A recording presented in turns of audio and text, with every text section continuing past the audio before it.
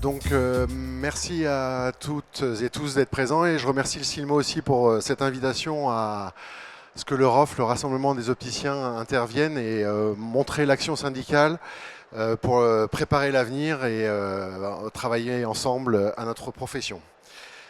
On est là pour échanger sur notre avenir. Un même objectif nous anime aujourd'hui, c'est la santé visuelle des Français.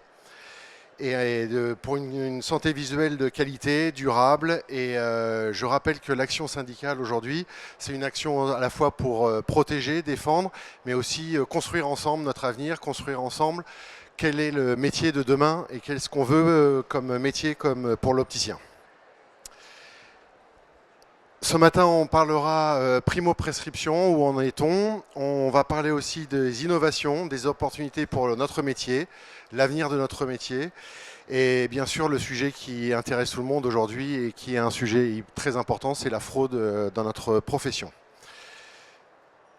Un petit point sur le ROF. Le ROF, c'est le syndicat représentatif des opticiens. Aujourd'hui, on est à peu près à plus de 80% de taux de représentativité dans notre profession. Les chiffres sortent bientôt. C'est un syndicat composé de multitudes d'exercices. On a les enseignes, des indépendants, on a des opticiens affiliés ou non à des réseaux, etc. Donc on est assez ouvert. Et là, je vous présente ce matin les derniers chiffres de notre profession qui sont sortis. Aujourd'hui, on a 12 810 centres optiques, 8 000 entreprises. Les chiffres viennent d'augmenter, on est à 40 000 aujourd'hui collaborateurs dans nos magasins. Et avec un petit chiffre un petit peu plus rigolo, c'est cette année, on a eu 50 000 en tout. Donc on en a 10 000 qui nous ont quittés dans l'année ou qui ont changé, qui sont peut-être partis travailler dans d'autres structures. Voilà. Et notre taux de représentativité est de plus de 80%. Donc, concernant la primo-prescription, je rappelle la loi RIST qui avait été passée où on avait la possibilité de modifier la primo-prescription, mais on avait une obligation d'informer les prescripteurs, de leur demander l'accord écrit sous un délai de 10 jours. Vous savez que les ophtalmos ont attaqué au Conseil d'État, ils ont gagné. Donc la primo-prescription aujourd'hui est un véritable problème aujourd'hui pour les opticiens. Et nous, on a décidé du coup de reprendre le problème, mais un peu différemment. C'est-à-dire qu'aujourd'hui, on a informé les ophtalmos de cette problématique aujourd'hui, que les opticiens ont du mal aujourd'hui à adapter pour nos patients. Et donc on a repris un contact différent cette fois-ci, c'est qu'on a travaillé collectivement dans notre filière. On travaille avec les ophtalmos et les autres syndicats d'opticiens pour essayer de trouver une porte de sortie. On est assez content aujourd'hui d'avoir abouti à presque un accord commun là, qui va être aujourd'hui déverrouillé. Donc on aura toujours cette obligation de demander aux ophtalmos l'autorisation, sauf dans des cas précis qui vont corriger à peu près 80% des problèmes de primo-prescription. Donc là, ce sujet avance vite. On est juste embêté aujourd'hui, c'est comment on va faire ça, parce que vous connaissez l'état de la France et les problèmes politiques qu'on a aujourd'hui. Donc on n'a plus beaucoup d'interlocuteurs. Donc là aujourd'hui, on attend le véhicule législatif pour pouvoir faire passer ça. Donc on aura la possibilité de modifier nos corrections dans un cadre encadré qui correspondra à 80% des problèmes de primo-prescription, d'adaptation. Donc on avance, on est assez content et le but c'est le patient et nous les opticiens en magasin qu'on puisse travailler correctement. Est-ce qu'il y a des questions sur cette primo ? Non. On va passer en suivant. Là, le sujet le plus intéressant, très intéressant aussi aujourd'hui, c'est l'avenir de notre métier, les innovations technologiques et les opportunités pour nous opticiens. Je pense qu'aujourd'hui, on vit un salon qui est un petit peu exceptionnel cette année, qui est un salon qui est très très orienté technologie, qui est un salon, je pense que pour la première fois, qui est assez surprenant sur les innovations à la fois monture, quelques innovations verts aussi, mais surtout tout ce qui est innovation technologique et qui apporte Une perspective pour notre métier qui est assez, on en parlait tout à l'heure, perturbante, positive, et puis il y aura des points à travailler ensemble. Et je pense que c'est un vrai sujet. On a aujourd'hui en France des parcours de soins qui sont en train de se transformer par le travail aidé. Qu'est-ce que j'entends? C'est l'arrivée il y a eu quelques temps, de tous ces orthoptistes dans les cabinets d'ophtalmologistes, mais aussi, et on le sait aujourd'hui, un afflux massif d'opticiens vers les cabinets d'ophtalmologistes. Est-ce qu'il faut en avoir peur ou pas? Moi, je ne pense pas. Il y a des opticiens qui auront une tendance à vouloir y travailler dans dans le partie médicale, et puis d'autres resteront dans nos magasins. Donc, il faut qu'on puisse travailler à ce sujet, c'est important. On a encore ce très gros problème des inégalités territoriales. Les ophtalmologistes ont annoncé une hausse du nombre d'ophtalmos, une baisse des délais d'attente en France, etc. Mais hélas, il reste encore des zones en tension très forte. Et là, il y a un véritable travail à faire et on doit travailler tous ensemble à ce sujet. Et bien sûr, le sujet qui nous intéresse le plus, c'est l'essor des technologies qui sont en train d'arriver. Alors, qu'est-ce qu'on a aujourd'hui sur ce CILMO? Et je pense qu'il est là où il faut qu'on travaille ensemble et qu'on travaille pour notre avenir, c'est l'automatisation des machines, la miniaturisation des machines, l'IA qui arrive, et ça c'est un véritable enjeu pour nous tous. Mais un jeu pourquoi? C'est nous aujourd'hui dans notre action syndicale, on vient de retransformer un petit peu notre discours, c'est au lieu d'être tout le temps en train de dire nous opticiens on veut, on veut, on veut, on repart aujourd'hui au ROF du patient. Le patient en France, qu'est-ce qu'on veut du patient et comment on va l'accompagner dans un parcours médical? On a beaucoup de sujets à travailler ensemble sur ça parce que, et je le répète, la technologie avance, mais elle avance très très vite. Je parlais tout à l'heure avec un confrère, ça fait 25 ans qu'on fait les CILMO, on a toujours eu des innovations dans notre profession. Je pense que cette année, ce CILMO nous montre que les innovations vont plus vite que d'habitude et vont à un rythme assez effréné. Et nous, notre rôle d'opticien, qui on est dans ce futur parcours du patient, qui on est aujourd'hui avec les technologies qui vont être beaucoup plus rapides, plus faciles, plus performantes. L'IA va nous apporter beaucoup d'outils. Et donc aujourd'hui, il faut qu'on se pose des bonnes questions. On a à la fois tout ce qui est télémédecine dans sa globalité qui est arrivé très fortement. Donc on a les deux aspects de la télémédecine, hein. La téléconsultation, qui est aujourd'hui les examens synchrones, et les autres solutions qui sont là pour avoir des examens, des réfractions, mais qui n'ont pas toujours un cadre bien normé en ce moment. Donc nous, on travaille à ce sujet. Ce qui nous intéresse forcément au ROF, c'est d'avoir pu travailler sur la coopération interprofessionnelle. On est, depuis quelques semaines, on travaille toujours pareil à dire il faut absolument qu'on travaille en coopération orthoptiste, ophtalmo et opticien. On n'a plus le droit aujourd'hui, nous, les opticiens, de dire on travaille dans notre coin, les ophtalmos travaillent dans leur coin et les orthoptistes travaillent dans leur coin. Le patient dans cette histoire, il ne s'y retrouve pas. On a un intérêt commun aujourd'hui, on a un nombre d'ophtalmos qui augmente, il y aura des problématiques derrière. Les orthoptistes sont 7000 aujourd'hui en France, dans un an et demi seront 9000 sur le territoire.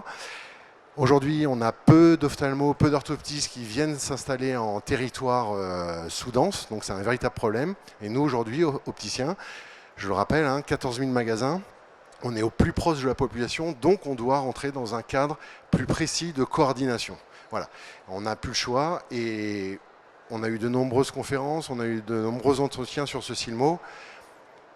La peur aujourd'hui, c'est pas que les ophtalmos vont perdre la réfraction, c'est pas que les opticiens, il se passe quoi, c'est l'avenir, c'est tout va nous échapper si on ne contrôle pas et si on ne travaille pas ensemble. Moi, le point d'attention du ROF, c'est si l'automatisation de la réfraction, si tout va très vite, se miniaturise, etc., ben moi je refuse aujourd'hui que tous ces systèmes-là se retrouvent dans la fast fashion, les gares, les aéroports. Qu'est-ce qu'on va faire de la santé visuelle de nos Français? Et là, il y a un véritable enjeu pour nous de garder aujourd'hui notre rôle de professionnel de santé, de travailler sur la santé et de pouvoir apporter des solutions aux Français importantes. Mais cette solution, elle ne fonctionnera que si on est coordonné avec les ophtalmos et coordonné avec les orthoptistes.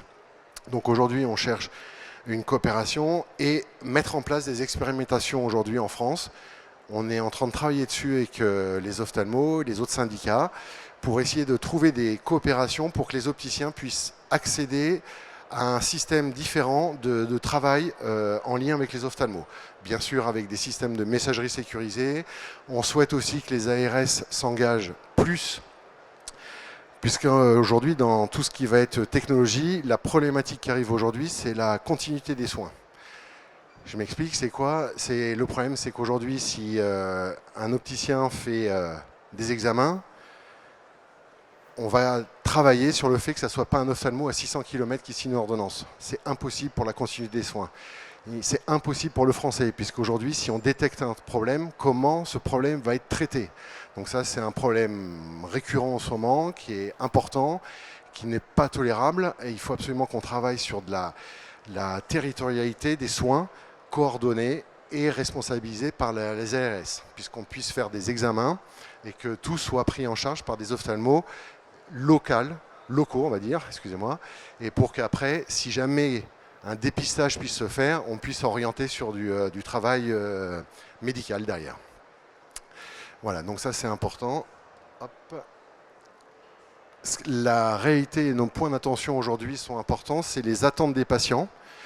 En France, les Français, aujourd'hui, dans certaines zones en France, on a des zones où les Français ne peuvent pas avoir de rendez-vous. Même quand il y a quelques ophtalmos, il y a des villes, je vais prendre un exemple d'une ville, 70 000 habitants, dans la région centre, 3 ophtalmos, 2 ans d'attente. Donc oui, il y a des ophtalmos, mais les délais d'attente sont beaucoup trop importants. Donc il faut qu'on travaille sur ce sujet et travailler avec eux.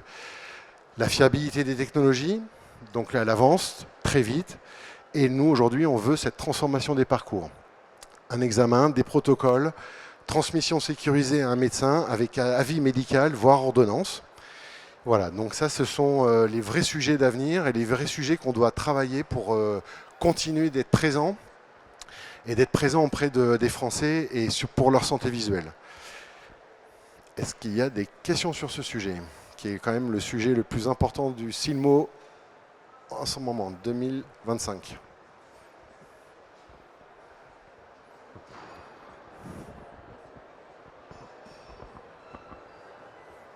Pas de questions. Donc aujourd'hui, ouais, non, c'est bon, on avance. Et le dernier point, non, pas le dernier, mais l'avant-dernier point, la fraude en optique. C'est un combat collectif et nécessaire pour notre filière. Aujourd'hui, l'Europe va commencer à sortir un petit peu les griffes, on va dire. La fraude est un véritable enjeu pour nous. Elle pèse lourd en optique. Aujourd'hui, on estime à 8 à 10% la fraude. Itelis a annoncé 7%. Mais elle est peu réalisée par peu d'opticiens. Ce sont peu d'opticiens sur le terrain qui nous pèsent un gros problème sur notre filière. 8 à 10% de fraude en optique joue sur nous, opticiens, sur notre image, l'avenir de notre profession. Et aujourd'hui, le ROF, qui est un syndicat représentatif, c'est nous qui parlons au pouvoir public, c'est nous qui allons dans les ministères. Et aujourd'hui, systématiquement, on nous rétorque « et que faites-vous pour la fraude ?» Donc aujourd'hui, nous opticiens, on s'engage, le ROF s'engage très fortement sur ces réseaux de bandes organisées, on va dire, hein, sur la fraude, sur certaines villes, parce que je pense que 95% des opticiens français sont des gens honnêtes qui veulent bien travailler, mais le peu d'opticiens qui font ça nous impacte très lourdement et trop fortement dans nos négociations, dans le travail d'avenir, sur le sujet d'avant, et c'est important. Donc elle nous discrédite, elle ponctionne de l'argent qui doit être consacré aux soins. Et donc aujourd'hui, et vous le savez, il y a eu des rapports. Il y a eu le rapport de la CNAM, le rapport des 3 hauts conseils. Il y a eu le rapport du MEDEF aussi, qui sont assez à charge contre nous, les opticiens. Pourquoi? Parce qu'en fait, il y a cette histoire de fraude et qu'on veut stopper. Donc quelle solution aujourd'hui? Vous le savez, le ROF, et c'est un bruit qui court plus que depuis longtemps, le ROF a travaillé une solution de traçabilité. Depuis presque 1 an et demi, qui va démarrer début janvier avec plus de, je sais pas combien de magasins, 500 magasins qui vont démarrer en France. Elle va tourner. On a des partenaires financeurs de notre filière qui vont rentrer dans notre blockchain et on a quelques verriers. Mais là, cette fois-ci, aujourd'hui au CILMO, je tiens à l'annoncer. le ROF commence à l'annoncer publiquement, c'est qu'aujourd'hui on est freiné. On est freiné, notre profession, par des acteurs qui ne veulent pas que les opticiens traitent la fraude dans l'optique, et ces acteurs sont les fabricants de verres. Voilà, donc aujourd'hui il faut que ça cesse. On a un message d'alerte à poser. Il est temps qu'aujourd'hui on arrête ce cinéma. Ils ne veulent pas que les opticiens gèrent la fraude, ils ne veulent pas qu'aujourd'hui on s'occupe de ce problème, alors que ce problème a un véritable impact sur notre filière. Et pourquoi ils ne veulent pas? Parce que, je dis, il y a peut-être 8 à 10% de fraude, donc imaginez si on leur enlevait 8 à 10% de chiffre d'affaires. Ils ne veulent pas parce que notre solution de traçabilité qui sort anonymise toutes les données. Elle a été déposée à la CNIL. La CNIL a contrôlé, on a eu le retour de la CNIL, donc on est OK, on va pouvoir lancer le process début janvier. Cette solution permettra de anonymiser complètement et tracer tout ce qui va se faire, et dans notre solution, on va contrôler 8 cas de fraude. Et plus tard, quand elle tournera, on ira chercher les autres fraudes aux ordonnances aux lentilles. Vous savez, les ordonnances de lentilles qui permettent de faire de la fraude pour vendre des solaires ou autres. Donc voilà, il est temps aujourd'hui que nous, opticiens, on se mobilise pour notre profession. On a une belle profession, on a une belle filière. Il y a plusieurs solutions qui vont sortir, peut-être, de plusieurs syndicats, mais ça, c'est pas important. Ce qui est important aujourd'hui, c'est qu'on apporte une solution à la fraude pour travailler ensemble et montrer qu'on est une filière éthique et responsable. Pour vous dire, on a déposé les dossiers dans quasiment tous les ministères. Donc là, depuis un mois, on a dû faire 4 fois le ministère de la Santé. Ils sont au courant. Maintenant, ils sont au courant aussi que les fabricants nous bloquent depuis un an, nous empêchent d'avancer. Donc là, ça commence un petit peu à grincer, et nous avons même déposé notre dossier au ministère du budget, de l'économie, qui est très intéressé par ces solutions, parce qu'en fait, aujourd'hui, ils nous ont dit vous êtes la première filière qui se structurait pour traiter un problème de fraude. On est les seuls aujourd'hui en France. Donc ils voudraient nous prendre en exemple et montrer qu'il y a une profession qui est capable de dire nous, la fraude nous impacte, travaillons et réglons ce problème. Et en plus, ça ne coûtera rien au pouvoir public. Donc le ROF a tout financé, le met à disposition de la filière. Cette solution, on la contrôlera pas en gouvernance, puisqu'il y aura une gouvernance tripartite, opticien, complémentaire santé, OCAM et verrier. Voilà. Donc là, à partir d'aujourd'hui, le ROF annonce publiquement qu'elle va sortir, elle va tourner, et elle est validée par la CNIL, bien sûr, et surtout, c'est qu'aujourd'hui, stoppons ce frein de nos acteurs de notre filière. Ils sont tous présents au CILMO. Stop à ce frein pour nous empêcher de traiter la fraude. Voilà.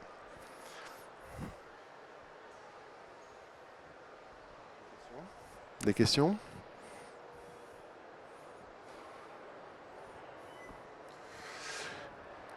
Dernier petit point, c'est les relations avec les OCAM. Un sujet important aussi au ROF. Vous savez, les opticiens signent ou non, travaillent ou non avec certains opérateurs. Nous, on rappelle que chaque opticien est libre de sa stratégie commerciale. Notre mission, nous, au syndicat, c'est de sécuriser la pratique des opticiens. C'est très important. Et vous le savez, on n'empêche pas de travailler, mais aujourd'hui, quand des appels d'offres sortent, on est très vigilant. Nous avons nos avocats qui travaillent sur tous les appels, etc. Et on est souvent en lien avec ces OCAM, ces opérateurs, pour sécuriser le parcours de l'opticien et sécuriser les travaux qu'on fait. Aujourd'hui, vous savez, il y a un acteur qui a sorti un contrat récemment. On est en travail avec eux. On va se rencontrer très vite parce qu'ils n'ont pas bien sécurisé le fait qu'il y ait ce qu'on appelle les grilles tarifaires cachées. Hein. Donc on est en contact fort. On veut les faire changer, revenir dans le droit chemin. On examine les contrats et voilà, et en lien surtout avec l'RGPD. C'est ce qu'on fait chaque année. On se convoque ensemble pour travailler parce qu'on aimerait bien qu'il y ait certains points qui soient un peu mieux travaillés. Et donc aujourd'hui, l'objectif de notre mission, c'est d'agir quand cela est nécessaire dans l'intérêt collectif pour nous opticiens et bien sécuriser ça, et à chaque opticien de prendre sa décision de de signer ou non, ou de travailler en fonction de ses volontés. Voilà, donc nous j'ai fait un petit tour, je pense.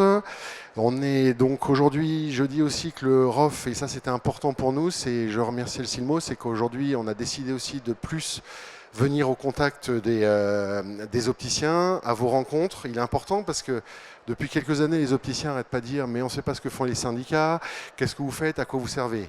On a de véritables missions, on a des groupes de travail, à la fois sur la déontologie, on a aussi des groupes de travail sur les OCAM, justement, on a des groupes de travail en communication, etc. Et on vient à vos rencontres. On a 2 prochaines rencontres, à Marseille le jeudi 6 novembre et à Bordeaux le jeudi 11 novembre. Donc on vient à votre rencontre pour échanger, discuter et travailler sur tous les sujets en commun. Voilà, donc c'est important de le dire. On a encore quelques minutes, donc on peut échanger si vous le souhaitez sur les sujets qui vous intéresseraient, ou poser des questions au syndicat en tout cas. Oui, bonjour. Merci Jean-François. Est-ce qu'on peut déjà connaître les partenaires de la blockchain, que ce soit OCAM ou Verrier ?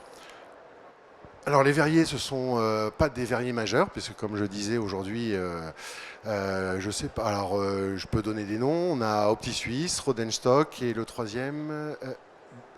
Et oui, et Codir, qui est les verres de Chris. Voilà, puisque Chris a à la fois sa fabrication de verres, donc Chris amène les opticiens en test et sa plateforme de fabrication de verres. Donc on a ces 3 verriers et les OCAM, c'est en cours. On en a 3 aujourd'hui.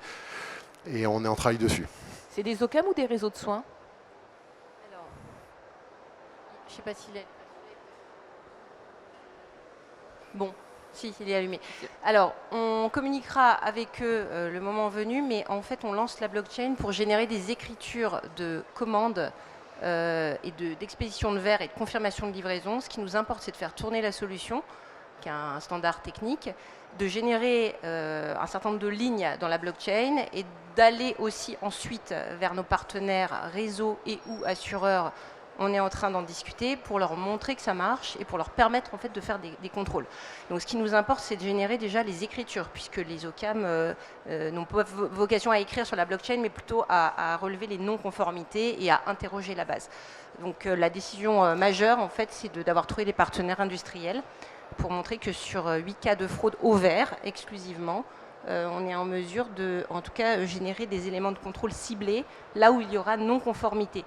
Non-conformité ne veut pas toujours dire fraude, mais ça permettra de cibler les contrôles. Et en termes de financement, les opticiens devront contribuer d'une manière ou d'une autre avec Oui, une redevance sur chaque écriture? Oui, mais c'est minime. C'est quasi rien par mois et l'année, ça n'a pas d'importance. Bien sûr qu'il y a un coût à l'écriture, mais qui est extrêmement minime. Voilà, donc c'est pas un enjeu financier du tout, hein, là aujourd'hui. Il y a un module informatique, il y a un module informatique à un coût très minime également à mettre en place dans sa suite du logiciel métier, évidemment. Voilà. Est-ce qu'on peut savoir pourquoi les verriers majors n'adhèrent pas à la blockchain? Alors, depuis 1 an, ils nous ont mené en bateau, clairement. Hein, pourquoi? Parce qu'en fait, il y avait des solutions une solution qui est en train d'être travaillée, mais qui avait un lien unique entre Verrier et OCAM.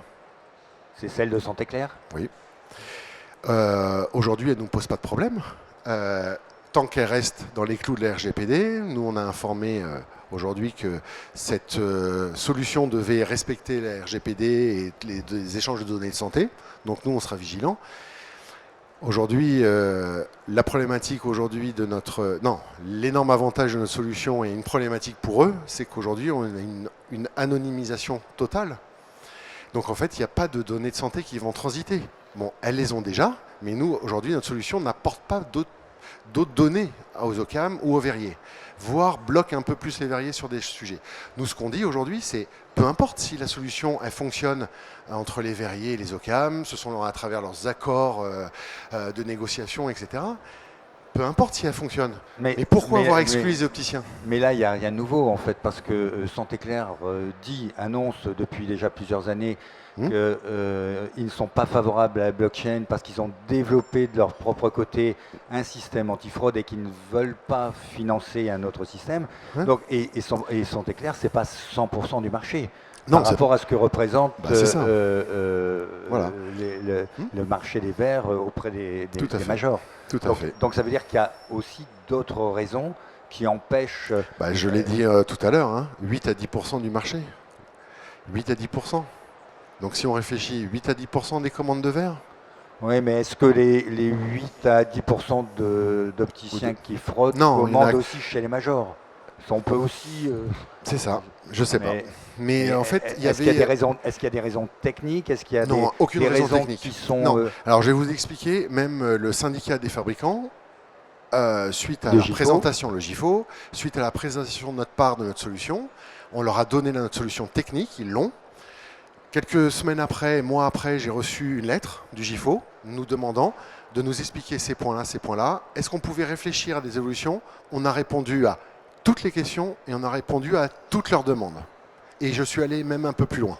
Donc là, clairement, il n'y a plus d'enjeu, il n'y a pas, même plus de raison entre ah oui, mais il manque des choses. Et ceci. On a répondu à tout. Alors, est-ce que ça peut être lié à la notion d'anonymisation, puisque ça. un certain nombre d'informations ne sont plus transmises C'est ça. dans ces cas-là? Voilà, la data.